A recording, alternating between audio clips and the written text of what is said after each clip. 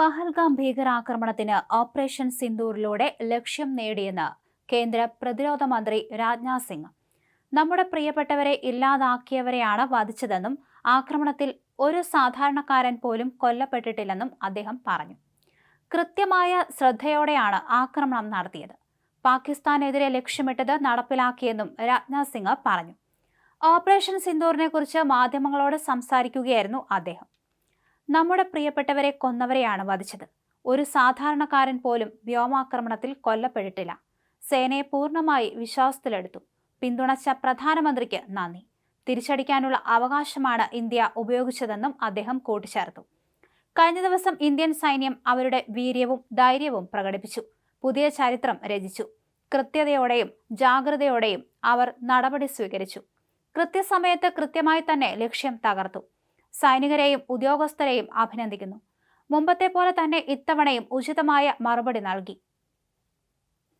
സ്വന്തം മണ്ണിൽ നടന്ന ആക്രമണത്തിന് മറുപടി നൽകാനുള്ള അവകാശം ഉപയോഗിച്ചു. കൃത്യമായ ചർച്ചകളോടെയാണ് നടപടി.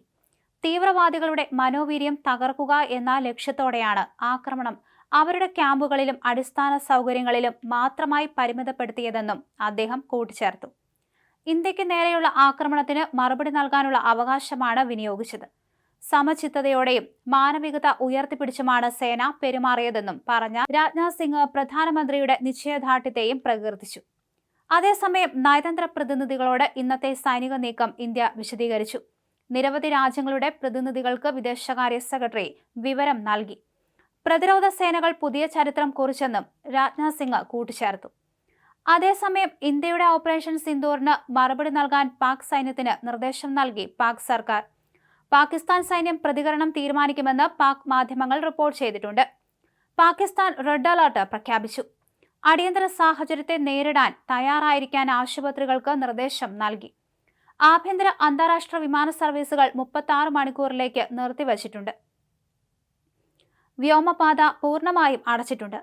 പാക് പഞ്ചാബിലെയും ഇസ്ലാമാബാദിലെയും സ്കൂളുകളും അടച്ചിട്ടുണ്ട്. ഇന്ത്യയുടെ കനത്ത തിരിച്ചടിക്ക് പിന്നാലെ ഇന്ത്യൻ നയതന്ത്ര പ്രതിനിധിയെ വിളിച്ചുവരുത്തി പാകിസ്ഥാൻ പ്രതിഷേധം അറിയിച്ചിരുന്നു. ഇന്ത്യയുടെ ഈ നടപടി അംഗീകരിക്കാൻ കഴിയില്ലെന്നും നടപടി മേഖലയിലെ സംഘർഷം കൂട്ടുമെന്നാണ് പാകിസ്ഥാൻ നിലവിൽ പറയുന്നത്. കനത്ത തിരിച്ചടിക്ക് ശേഷം പാകിസ്ഥാൻ പ്രതിരോധ മന്ത്രി നിലപാട് മാറ്റിയിരിക്കുകയാണ്. പ്രശ്നപരിഹാരത്തിന് തയ്യാറാണ് എന്നാണ് നിലവിൽ പാകിസ്ഥാന്റെ നിലപാട്. നയതന്ത്ര കാര്യാലയങ്ങൾ വെട്ടിച്ചുരുക്കാനുള്ള തീരുമാനം രണ്ട് രാജ്യങ്ങളും നേരത്തെ എടുത്തിരുന്നു. 55-ൽ നിന്ന് അംഗങ്ങളുടെ എണ്ണം 30 ഇന്ത്യയും പാകിസ്ഥാനും കുറച്ചിരുന്നു. നിലവിൽ നയതന്ത്ര പ്രതിനിധി ഗീതിക ശ്രീവാസ്തവയെയാണ് പാകിസ്ഥാൻ വിദേശകാര്യ മന്ത്രാലയം വിളിച്ചുവരുത്തി നിലപാട് അറിയിച്ചത്.